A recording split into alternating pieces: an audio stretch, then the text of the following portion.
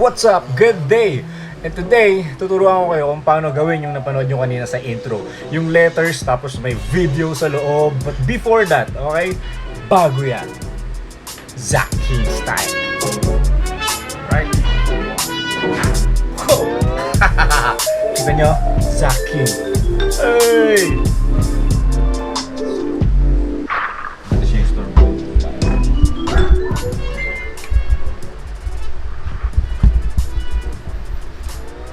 Alright, so sa mga ganyan cases, paano ba or saan ba natin yun gagamitan or saan natin pwedeng magamit yung mga ganong klaseng style ng editing? Magamit natin yun, let's say, sa debut, pre-debut, pwede rin minsan sa prenup or wedding.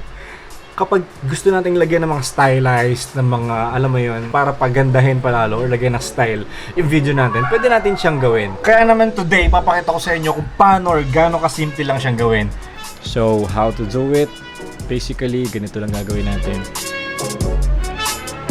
Alright, first off, may naka-ready ako ditong apat na footage. Nag-trim ako ng footage based dun sa gusto kong spot. So, mag-ready ka ng apat. So, meron ako ditong apat.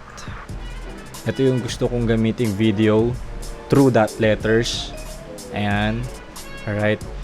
And of course, ready mo na rin yung music mo. So in my case, yung music ko kanina, yung gagamitin ko ngayon. Ayan. Ayan yung music.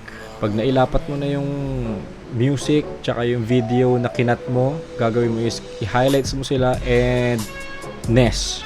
Again, i-highlights mo sila, right click and nest. Okay? Lagay mo dyan, footage. Footage. Yan.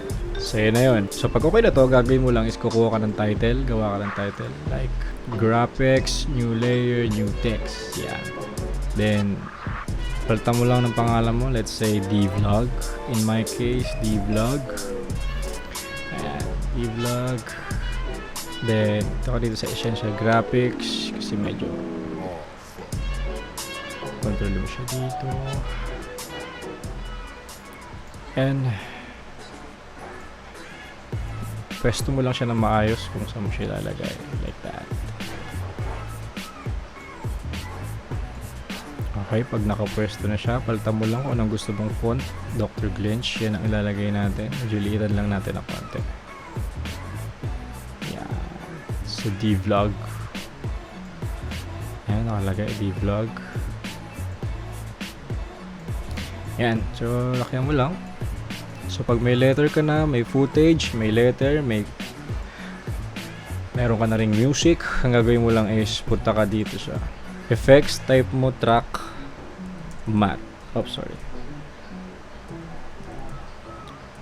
V3. Ilagay mo lang sa footage. Yan. Pag nakalagay na sa footage, punta ka sa control settings. Meron ka lang konting aayusin dito.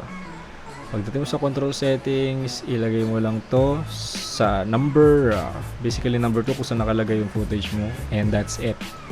See, nasa loob na siya ng letters. Sa loob na siya ng letters. Pag gusto mo naman na gumagalaw yung letters or in and out point, gagawin mo lang is i-highlights mo yung title, punta ka sa control settings, keyframes, ilabas mo muna pagkalagay mo ng keyframes. Then, galawin mo yung frames, i-adjust mo siya, then ibalik mo lang sa pwesto niya kanina. Lapit mo lang to ng konti. Yan. It's moving. Lagay mo in and out. In and out. So, mas mabilis pa, ilapit mo pa siya.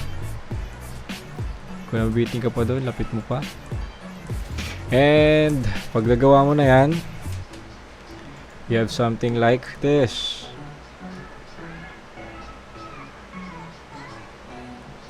Okay guys, basically that's it. Hope you learned something from this tutorial. Basic, pwede mong gamitin kahit saan mo gustong gamitin. Pwedeng sa debut, prenup, pre-debut, kung saang documentaries or project na meron ka sa buhay mo, and bahala ka na kung saan mo siya gagamitin. Hope you guys learned something from this, and yeah, keep on learning, keep on studying, keep on shooting, and keep it up. Sharing is caring. Thank you guys for staying with me. Peace. See you next clip.